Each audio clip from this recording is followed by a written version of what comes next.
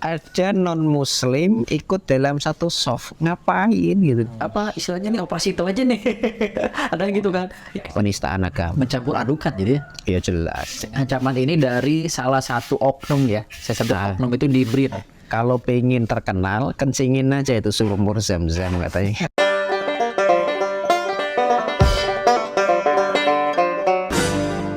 Assalamualaikum warahmatullahi wabarakatuh. Ustaz, gimana kabarnya nih? Waalaikumsalam warahmatullahi wabarakatuh. Masya Allah. Ini baru mudik, udah saya tarik podcastnya. Berapa jam Ustaz? Dari mana ke Magetan? Dari mana? Saya dari Rembang. Rembang, Jawa Tengah. Berapa jam sini? Kemarin 15 jam. 15 jam, Masya Allah. Pas balik ke sini harus balik. Itu tol mana sih, Ustaz? Ya saya Masuk Brebes. ya Sumedang. Cisundawu. Jauh, kemudian Cipali, Cipaska, Latil, ada Semarang. Oke, Nat, to the point nih, Tat. Ini banyak nih, 2 minggu ini yang viral, Masya Allah. Apa aja itu Kang? Saya juga sebetulnya kaget juga. Ada sholat id nih, Tat. Itu sabnya dipilihnya perempuan itu gimana, Tat? Adalah di suatu Jadi tempat lah, Tat. inilah ya, berarti mudahnya itu saf tercampur antara saf laki-laki dan perempuan gitu ya, atau jamaah laki-laki dan perempuan dalam satu saf. Yeah. Jadi gini, kita akan menjawab dulu dari sisi ideal, tataran aturan syariahnya itu seperti apa terkait masalah sholat. Ada satu hadis Nabi Shallallahu Alaihi Wasallam yang berbunyi khairu sufufir rijali awwaluha wa syarruha akhiruha. Sebaik-baik soft untuk kaum laki-laki itu yang paling depan, dan yang paling jelek atau yang nggak bagus itu yang belakang. Kalau untuk perempuan khairu sufufin nisa'i akhiruha wa syarruha awwaluha. Jadi sebaik-baik soft untuk kaum wanita itu yang paling belakang, dan yang nggak bagus itu yang paling depan. Nah, konsep soft yang seperti itu jika dalam satu masjid itu ada jamaah laki-laki dan perempuan tanpa adanya pembatas. Jadi susunan soft yang baik itu kaum laki-laki di soft ke depan, kemudian belakang. Nah, yang paling belakang untuk soft laki-laki itu yang paling nggak bagus gitu. Dan nanti kalau untuk perempuan itu kebalikannya, mulai dulu yang terbaik itu paling belakang, depan gitu. Artinya soft yang paling jauh dari lawan jenis itu adalah soft yang terbaik. Itu idealnya kayak gitu. Jika masjidnya atau tempat sholatnya itu bercampur antara jamaah laki-laki dan jamaah perempuan. Itu lantai biasanya ya. Dalam satu masjid lah ya, satu bangunan. Tapi kalau sudah dipisahkan dengan pembatas yang jelas, artinya mata kita sebagai laki-laki sudah tidak bisa mengakses jamaah perempuan, maka nanti softnya perempuan sama sebagaimana soft laki-laki, artinya dimulai dari depan yang terbaik kemudian ke belakang gitu. Itu kan tataran ideal. Tataran idealnya itu seperti itu. Atau yang paling disyariatkan tuh bentuk soft itu seperti itu. Dan nanti bagaimana jika ada percampuran jamaah laki-laki dan perempuan dalam soft yang sama, atau bahkan kebalik, soft laki-laki baru perempuan misalkan gitu. Ini saya menukil pendapat yang disampaikan oleh Syekh bin Baz ya. Ini salah seorang ulama dari Lajnah Daimah atau MUI-nya Arab Saudi ya. Itu Syekh bin Baz. Beliau berpendapat gini, secara tataran normal itu yang saya sampaikan tadi, tapi dalam kondisi yang benar-benar tidak bisa terhindari, misalkan seperti musim haji, Masjid Nabawi, Masjidil Haram, dua masjid itu pasti dalam keadaan yang overload. Overload iya, crowded iya gitu. Betul. Sehingga siapapun yang mau sholat di situ, yang penting dapat soft aja, dia sholat gitu. Nah, kalau beliau berpendapat keadaan yang seperti itu masih dimaklumi, artinya dalam kondisi darurat gitu. Dan yang seperti itu nanti tidak mempengaruhi keabsahan. Artinya laki-laki dan perempuan yang sholat berjejeran atau depan belakang, depannya perempuan, belakang laki-laki, dalam kondisi yang benar-benar nggak bisa terhindari, ya itu namanya darurat. Darurat ya. Artinya babnya yang dipakai adalah bab darurat, maka sholatnya tetap sama-sama sah. Biar seperti di pom bensin tuh. Kalau di area itu kan betul. itu kan Pom sempit bensin banget tuh. Karena saya waktu ruko dulu. saya beberapa kali juga kalau musim mudik kayak gini nih kan Iya, iya. musola kecil nih di rest area kan. Betul. Kemudian yang sholat juga banyak, sehingga mana yang ada kosong ya sholat aja. Gitu. Nah kalau kondisinya darurat seperti itu, para ulama termasuk yang disampaikan oleh Syekh bin Baz itu sholatnya tidak terpengaruhi. Yang penting tadi antara laki-laki dan perempuan itu tidak langsung ketemu kakinya, tidak seperti itu. Itu tataran ideal. Nah yang kemudian yang kedua, kalau dalam satu soft ini kan yang laki-laki tentang yang viral tuh ya. Kadang-kadang itu biar viral itu yang aneh-aneh gitu. Aneh-aneh. Ini ada pepatah orang Arab itu gini, bul zamzam faturof. Kalau pengen terkenal, kencingin aja itu sumur zam-zam katanya. Artinya kalau cuma sekedar pengen viral, pengen heboh, ya, buat aja yang heboh gitu. Sumur zam-zam diminum oleh jutaan jamaah haji, kencingin itu nanti viral. Ya kan repot kita kalau gitu. Nah yang kedua tadi itu, ada non muslim ikut dalam satu soft, ngapain gitu. Kalau itu nanti dalam taraf kita toleransi beragama, no itu bukan toleransi. Ini masuk ke dalam ranah justru bukan toleransi, tapi masuk ke dalam ranah penistaan agama. Jelas maksud saya, ya dia non muslim, kepentingan dia apa berada di dalam soft orang yang sholat yang semuanya muslim dan dia non muslim sembilan. Ini kalau saya sebagai seorang muslim harusnya saya tersinggung dengan kondisi seperti itu. Karena ini bukan toleransi tapi udah penistaan agama. Mencampur adukan jadi ya. Ya jelas. Dengan dalih orang toleransi lah itu awal-awal gitu. Tapi yang saya lihat itu memang seperti itu kan beredar tuh ya foto-fotonya. Bahkan sampai seperti doanya tuh memanjatkan doa di gereja gitu orang kan. sholat ya. Betul. Mungkin beda konteks kalau misalkan si yang non muslim ini itu tim medianya mungkin ya yang ke video tapi juga nggak disub kan ya. Ya bisa kalau itu dianggap tim media. Cuman kalau memang dia ikut berdoa dengan kepercayaannya sendiri di tengah soft kaum muslimin yang semuanya sedang sholat, ya itu ya cuma pengen viral aja yang seperti itu. Nggak bener lah kalau menurut saya. Ya mudah-mudahan dapat hidayah lah. Moga-moga. Pokoknya ada di satu tempat itu dia. Terkenal boleh, tapi jangan ngawur. Gitu.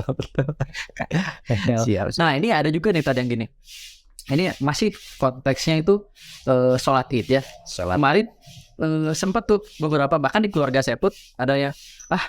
Saya tuh saumnya itu tanggal berapa ya awal tuh. Pokoknya pengen yang paling cepat. Karena ada dua silang pendapat itu antara pemerintah dan ada salah satu inilah ya di kita gitu. Jadi milih yang cepat aja dari hari Jumat katanya gitu. Ada ini Sabtu. Dan alhasil di beberapa sosmed itu muncul sedikit debat kusir lah ya. Nah berujung dengan adanya ancaman ini dari salah satu oknum ya. Saya sebut oknum itu di BRIN, Badan Riset Indonesia ya. BRIN riset lah pokoknya ya seperti itu. Dan itu benar-benar viral tak. Jadi sampai dalam tahap mengancam. Jadi mengancam salah satu organisasi lah ya gitu. Karena menyebutkan bahwa metode yang dipakai itu sudah ketinggalan zaman. Nah, ini gimana nih saudaranya? Gini Kang Abdul, sebenarnya perdebatan tentang penentuan akhir dan awal bulan baru itu sudah sejak dulu terjadi. Baik nanti perbedaan itu muncul dari perbedaan metode maupun perbedaan itu muncul dari kriteria bulan berapa derajat gitu. Nah yang ini kita langsung sebut organisasi lah ya, dan sekaligus nanti metodologi yang dipakai. Kalau Muhammadiyah itu kan menggunakan metode hisab. Hisab itu secara umumnya sudah nggak lagi pakai pandangan ru'yat, itu udah nggak dipakai lagi, tapi sudah menggunakan penghitungan astronomi. Gitu. Ada dijelaskan lebih rinci aja kan, barangkali bersama XTP ada yang belum tahu juga apa itu hisab, apa itu ru'yat, jadi lebih detail gitu seperti apa. Mudahnya gini, kalau hisab itu penghitungan awal dan akhir bulan itu menggunakan penghitungan astronomi. Jadi sudah tidak lagi menggunakan mata telanjang gitu. Kalau yang ru'yah itu masih menggunakan mata. Memang kita benar-benar harus melihat baik dengan mata telanjang maupun dengan bantuan teleskop atau bantuan teropong dan lain-lain itu. Tapi yang jelas mata kita harus menjangkau langsung ke arah bulan sabit atau yang kita kenal dengan istilah hilal. Gitu. Iya, hilal. Nah, itu perbedaan pertama. Muncul dari situ. Perbedaan kedua adalah perbedaan berapa tinggi derajat bulan. Kalau dari kalangan Muhammadiyah yang menggunakan metode hisab, itu derajat bulan tidak diperhitungkan. Yang penting bulan sudah berada di ufuk barat, sudah di atas permukaan ufuk, ya, maka berapapun derajatnya dia sudah dianggap ada. Di atas horizonnya gitu ya. Mau berapapun derajatnya, misalkan ini dataran bumi kita, ya. Kemudian dari ufuk barat itu sudah kelihatan bulan sabit, atau keberadaannya sudah ada, sudah gitu. Muncul kelihatannya. Mau kelihatan mau tidak, yang penting keberadaannya sudah ada. Oh iya. Kadang-kadang kan ada tapi oleh mata kita nggak terjangkau nih. Betul. Berarti ada gitu aja. Tapi memang belum mampu dilihat oleh mata kita. Nah, nanti dalam bahasa fikih atau dalam bahasa penentuan awal bulan disebut sebagai wujudul hilal. Yang penting hilal ada. Nggak peduli berapa derajat ketinggian hilal itu di atas ufuk gitu. Nah, sedangkan yang menggunakan ru'yah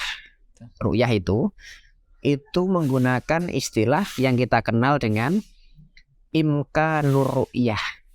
Imkan itu berarti memungkinkan bulan sabit itu bisa dijangkau dengan mata kita. Bisa dipahami ya, Kang? Iya. Saya kalau buatkan ilustrasi gini. Saya sebagai guru ketika mengabsen ada anak namanya Alfi, saya mau tanya, Alfi mana dia gitu. Teman-temannya bilang, Pak, Alfi udah masuk, cuman dia berada di ujung belakang nggak kelihatan. Paham ya? Iya. Itu menurut Muhammadiyah, yang penting dia ada, mau kelihatan dari arah depan atau tidak, selama ada laporan dia ada, maka saya katakan Alfi hadir gitu. Itu Muhammadiyah. Sedangkan kalau dari pemerintah dan Nahdlatul Ulama enggak seperti itu. Tanya mana Alfi? Dia ada, Pak. Mana dia? Enggak kelihatan. Walaupun dia katanya hadir tapi enggak kelihatan oleh mata saya, maka dia saya alpa gitu. Itu perbedaan antara wujudul hilal dan imkanur ru'yah gitu.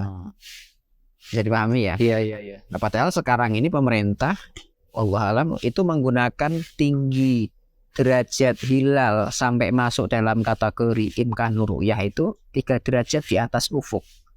Sedangkan kalau Muhammadiyah seandainya 0, sekian pun kalau memang itu sudah diyakini berada di atas ufuk, maka dia sudah dianggap wujud ada. Nggak peduli berapapun derajatnya gitu.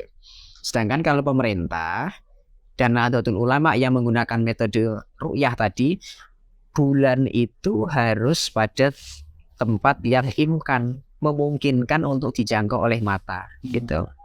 Baik dengan bantuan alat teleskop dan lain-lain maupun yang tanpa bantuan. Kira-kira tidak aja.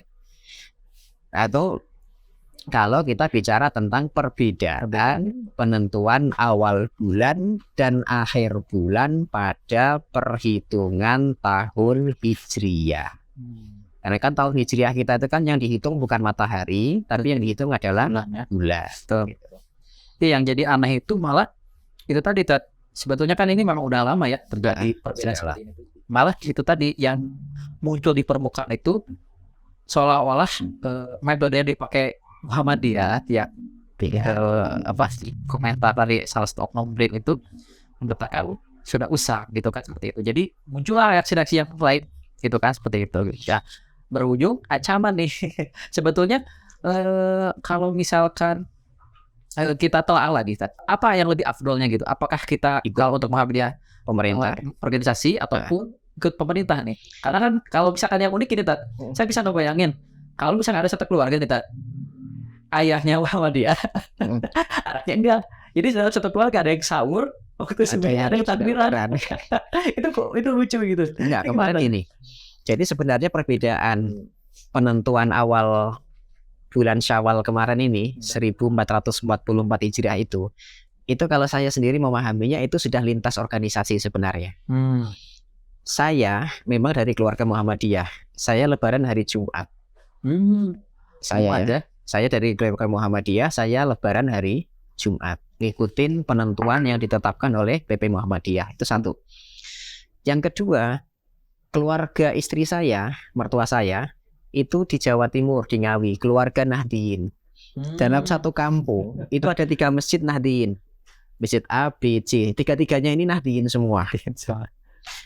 Ibu mertua saya ikut lebaran yang hari Jumat dengan salah satu masjid Nahdien ini. Jadi 3-3-nya Nahdien semua. Iya. Tapi ibu mertua saya ternyata di satu masjid itu menentukan awal satu Syawal itu ternyata berbarengan dengan Muhammadiyah. Maka saya katakan perbedaan ini sebenarnya sudah sangat lintas organisasi. Hanya terkait tentang keyakinan kita mana yang lebih yakin kita mau ikut yang hari Jumat atau ikut yang hari Sabtu. Gitu. Ya jadi jangan sampai berantem antara yang milih Jumatan Sabtu. Ini yang senang yang nggak puasa ya tadi. Yang senang nggak puasa. Setan juga. Setan tapi pasti dibebasin kali. Nah ini yang pertama. Yang kedua, kalau pertanyaannya mana yang terbaik, pilih ikut pemerintah atau organisasi. Gini teman-teman, ini yang perlu dipahami bersama.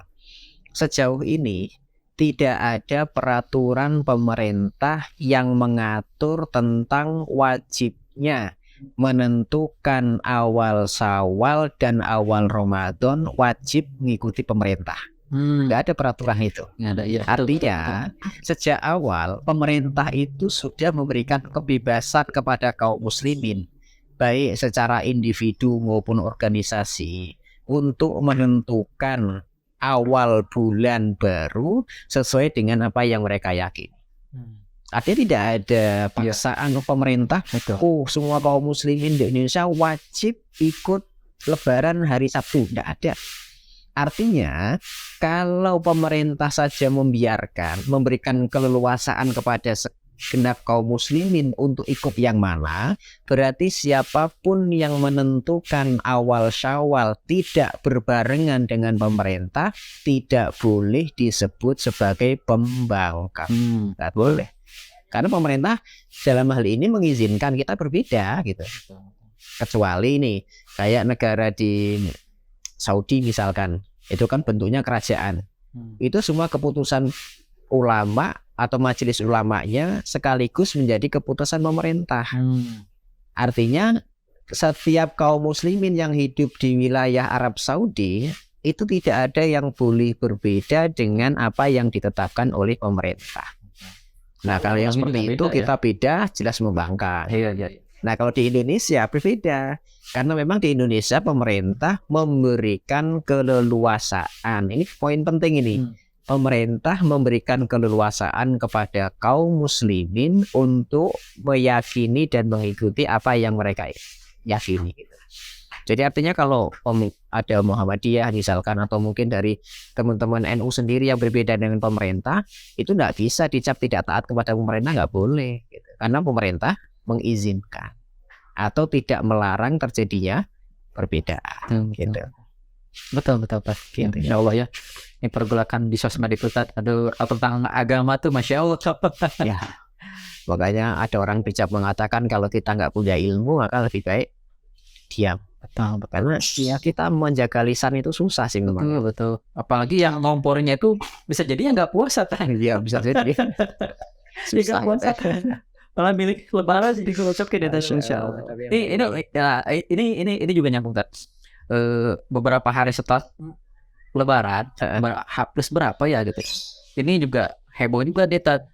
Ada wisatawan asing WNA. Jadi dia tuh bermalam di salah satu hotel di Batu. Ini kejadiannya di Buah Batu kalau nggak salah. Di Buah Batu. Buah Batu. Tempatnya Pasri ya. Iya benar. Pasri. Ya, tadi kalau untuk untuk apa namanya si Wena ini memang bermalam di salah satu hotel yang dekat dengan masjid Pong gitu. Jadi pada saat menjelang subuh itu kan biasa tuh ada, kalau di beberapa sih ada morotal itu ya, ada morotal gitu kan. Ada juga yang sholawatan anak-anak kecil itu kan biasanya kayak gitu. Nah ini berdasarkan info itu merasa terganggu. Jadi dia datang ke masjid. Si Wena itu datang ke masjid, marah-marah lah, walaupun mungkin nggak tahu, mungkin marbotnya ngerti atau enggak, tapi yang jelas ada perlakuan yang tidak sempat seperti meludahi dan mengancam gitu ya, walaupun misalkan nggak ngerti, tapi kan kalau nada marah kan tahu lah ya kayak gitu. Nah, dan itu heboh kan gitu. Nah, gimana nyikapinya? Saya pribadi sebetulnya kalau melihat dari sisi kenyamanan ya di lingkungan gitu, saya juga orang yang memang setuju sih kalau untuk speaker masjid itu memang diatur betul. Nah, jadi jangan sampai asal-asalan suka-suka make gitu ya. Betul, suka-suka make, yang penting sholawat. Mending kalau merdu, tapi kalau nggak merdu gimana gitu dah. Gini Kang Abdul, sebenarnya pemerintah itu sudah sejak lama memiliki surat edaran, terutama dari Kementerian Agama itu ya. Surat edaran Kementerian Agama. SKB bukan ya? Kalau yang tahun 70-an itu sudah pernah ada juga, tapi bukan surat edaran, namanya kalau nggak salah Dirjen Bimas Islam namanya. Itu tahun 70-an, coba nanti dicek ya, saya agak ingat-ingat, tapi sudah pernah ada aturannya tentang penggunaan pengeras suara yang baik dan benar. Ada aturannya nanti. Yang paling utama dibolehkan tentu untuk azan. Betul. Selebihnya termasuk tarhim, termasuk murotal, itu semua sudah ada aturannya. Ya sebenarnya kalau saya pribadi, aturan itu menguatkan jati diri kita sebagai muslim, karena memang dalam sebuah hadis Nabi mengatakan al-muslimu man salimal muslimuna min lisanihi wa yadihi gitu. Jadi seorang muslim yang baik, seorang muslim yang sejati gitu ya, adalah mereka yang mampu menjaga tangan dan lisannya untuk tidak mengganggu orang lain gitu. Nah sekarang ini benar itu murotal, kan bagus nih murotalnya, namanya Quran gitu. Betul. Tapi sementara itu murotal ini dihidupkan tengah malam misalkan, atau pagi buta jauh-jauh sebelum masuk subuh. Mungkin kalau saya pribadi memang terganggu juga gitu. Makanya sebenarnya kaum muslimin ya kita ngajaklah bareng-bareng, sekalipun ini syiar Islam benar, kita juga ini berdakwah, itu kan syiar Islam, tapi tata cara penggunaan yang menyangkut tentang hajat banyak orang itu diatur. Jangan asal bunyi, jangan asal keras gitu, tapi ada jam-jam tertentu yang memang harus diperhatikan gitu. Nah kalau sudah kejadian kayak gitu tadi itu, ya saya pikir bule yang meludahin muadzin atau imamnya itu jelas salah. Tapi awal akibat itu terjadi kan ya berawal dari ketidakpahaman kaum muslimin dalam penggunaan pengeras suara. Betul. Gitu. Tapi memang ini sih memang harus adil sih memang ya. Iya, kadang yang ekstrim kanan nih tadi. So menganggapnya wah ini apa istilahnya nih operasi intelijen nih. Ada gitu kan. Yang ekstrim kiri sementara wah nggak kayak gitu, itu harusnya toleransi. Nah ini gimana ya kita menyikapinya gitu Kak? Ya gini, artinya kita ini syiar Islam itu tetap, artinya dalam setiap jiwa kita seorang muslim itu punya tugas dakwah yang disebutkan oleh Allah itu dalam firman-Nya, ud'u ila sabili rabbika bil hikmah. Serulah sekalian manusia itu ke dalam jalan Tuhanmu dengan cara yang hikmah gitu ya. Artinya setiap jiwa kita, saya, Kang Abdul dan teman-teman yang lain itu punya kewajiban mendakwahkan Islam dengan caranya masing-masing. Asal dengan tata cara yang penuh hikmah. Nah termasuk tadi penggunaan speaker. Banyak loh orang non muslim itu yang terharu ketika mendengar suara azan. Betul. Suaranya bagus, merdu dan tahu waktu gitu maksud saya. Itu banyak kaum non muslim yang tertarik untuk sekedar mendengarkan. Sebab hidayahnya di situ. Sebab hidayahnya di situ. Tadi lagi-lagi yang perlu diperhatikan itu adalah tahu waktu aja gitu. Jadi jangan terus-terusan. Tapi memang Kang Abdul ini perlu dibuat sikap yang adil. Maksud saya, kalau aturan penggunaan pengeras suara untuk rumah ibadah termasuk masjid aja diatur, Tentu nanti kalau ada dangdutan, Betul. konser, hajatan itu semuanya wajib diatur juga gitu. Jadi jangan hanya sibuk mengatur tentang Rumah ibadah. pengeras suara di rumah ibadah, tapi lalai dan abai terhadap pengeras suara di tempat-tempat hiburan. Nah, Itu sampai balapan tuh antara suara masjid sama dangdutan biasa. repot kan jadinya. Masya Allah, ya gitu. Mudah-mudahan lah ya kita diberikan istilahnya apa ya? Ya dengan seperti ini kan jadi terbuka ya wawasannya. Ya, siap. Dimana itu tadi kadang kalau biasanya kan itu terjadi kampung ya, kampung-kampung gitu kan. Anak kecil sebetulnya saya tuh merasa kalau misalkan sudah pindah di masjid kota, merasa kehilangan ada suasana seperti itu kan. Ya, inspire. Tapi kan yang terjadi di perkotaan malah sebaliknya. Ya, karena memang di perkampungan itu lebih cenderung homogen. Betul. Hanya satu ras tertentu atau mungkin satu agama tertentu yang mendominasi gitu, sehingga gesekan horizontal antar umat beragama itu nggak terlalu terasa. Cuman kalau udah di kota itu kan dari sekian ras di Indonesia itu ada semua di situ. Kemudian ras agama juga ada di situ, suku bangsa dan suku semua. Nah, itu pintar-pintaran kita yang mengatur sehingga jangan sampai terjadi gesekan horizontal. Apalagi kejadian yang baru kita lihat tadi di daerah Bandung itu ya. Iya. Sepertinya saya pernah sholat di masjid itu, masjid Muhajir itu. Itu Muhajir itu ya. Itu di belakangnya metro, mall metro itu. Saya pernah sholat di situ, masjidnya bagus memang. Iya. Dan megah meriah gitu. Ya mungkin tadi salah satu itu kan daerah kota memang. Betul. Nah, kalau daerah kota nggak bisa kita hindari daerah heterogen kan. Betul. Suku, bangsa, agama itu semua ada di dalam wilayah itu. Betul. Makanya kita sebagai kaum muslimin itu menampakkan keislaman kita dengan cara bijak menggunakan pengeras suara. Kalau saya pribadi, tapi bolehlah teman-teman beda dengan pendapat saya gitu ya. Iya. Ya penting lembar dulu. Siap. Gitu. Ini terakhir Tat. Ini juga sekaligus ingin saya menanyakan juga nih Tat, terkait ada beberapa orang yang waktu itu nggak bisa sahur, nggak bisa puasa ya, karena kan beberapa faktor lah, salah satunya sakit gitu. Nah, saya pribadi sakit 2 hari Tat, sahur gitu ya. Nah ini di Syawal ini kan waktunya sebentar ya Tat nih. Kira-kira nih afdolnya seperti apa? Apakah qada dulu atau baru puasa Syawal dulu? Terkait masalah mana yang kita dulukan antara membayar puasa qada utang puasa kita atau langsung menjalankan puasa sunnah Syawal. Ini setidaknya ada 2 pendapat ulama mana yang kita dulukan.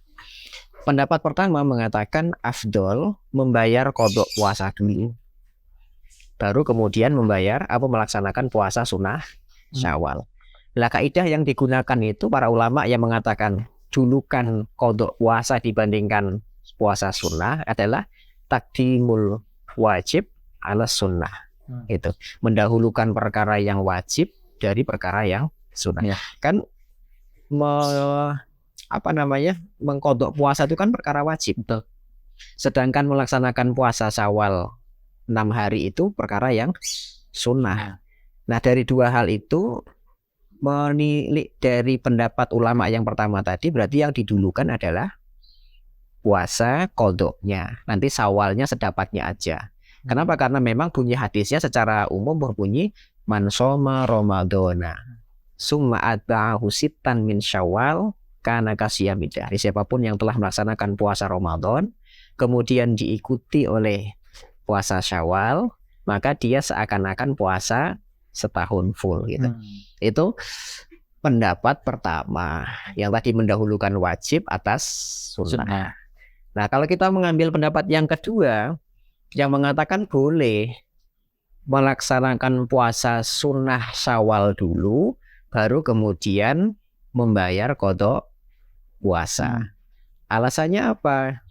Pendapat yang kedua ini melihat bahwa qada puasa Ramadan memang wajib, tapi waktunya luas. Hal ini sebagaimana yang diperkuat oleh Ummul Mukminin Aisyah radhiyallahu anha, bahwa beliau mengatakan gini, saya, kata Aisyah, biasanya membayar utang puasa itu ketika memasuki bulan Sya'ban. Artinya 1 bulan sebelum Ramadan berikutnya gitu. Artinya dari hadis itulah kemudian para ulama mendefinisikan atau mengkategorikan qadha puasa Ramadan itu ke dalam kewajiban yang waktunya luas. Atau dalam bahasa usul fikih menyebutnya al-wajib al-muwassa. Kewajiban yang diperluas waktunya. Nah, yang kedua, untuk puasa sunnah Syawal, sekalipun dia termasuk perbuatan sunnah, namun waktunya mudhoyak, sunnah mudhoyakoh gitu ya. Terbatas hanya di bulan Syawal aja. Jadi kalau sudah masuk bulan Zulqa'dah ya bukan puasa Syawal lagi namanya. Gitu. Makanya mempertimbangkan itu lebih dibolehkan melaksanakan puasa Syawal dulu, baru kemudian melaksanakan qadha puasa Ramadan. Betul. Tapi ala kulli hal lah ya, mau puasa dulu yang mana silahkan, yang penting poso. Yang penting puasa gitu. Jangan banyak nanya, jangan banyak puasa ya. Mana yang mampu dulu maksud saya. Karena gini, dari dua pendapat yang kita sampaikan tadi itu Kang Abdul, itu prinsipnya adalah yakin. Kalau kita yakin boleh melaksanakan yang sunnah dulu karena mudhoyakoh, baru kemudian yang wajib muwassa, ya silahkan, nggak apa-apa juga. Tapi kalau kita tetap berkeyakinan ya harus yang wajib dulu baru yang sunnah, ya nggak apa-apa juga. Gitu. Karena lagi-lagi ini bagian dari keluasan khazanah fikih Islam itu seperti itu. Masya Allah, kalau dengan Ustadz Mas Afiq itu Masya Allah jelas-jelasnya nih, itu bagi pemirsa Memes TV yang memang ingin bertanya lebih jauh lagi mengenai fikih, bisa kunjungi TikToknya Ustadz Hilmi ya. Di mana Ustadz? Ahmad Hilmi. Oh Ustadz ya, TikToknya Ustadz Ahmad Hilmi. Mas Hilmi ngaji fikih itu Masya Allah. Jadi nanti silakan bisa sharing. Ya sharing bisa nanti request di kolom komentar di Memes TV juga bisa, atau langsung ke channelnya langsung ya tadi ya, Mas Hilmi ngaji fikih. Jadi sekali lagi ingin bertanya lebih lanjut mengenai seputar fikih, bisa langsung ke channelnya Ustadz Hilmi, atau barangkali nanti kita bikin sesi tersendiri ya mengenai fikih. Terima kasih, jazakallahu khair. Masya Allah, saya banyak belajar. Pokoknya kalau udah ngobrol dengan Ustadz Hilmi itu nggak berhenti. Moga-moga bermanfaat dan kawal. Assalamualaikum warahmatullahi wabarakatuh. Waalaikumsalam warahmatullahi wabarakatuh.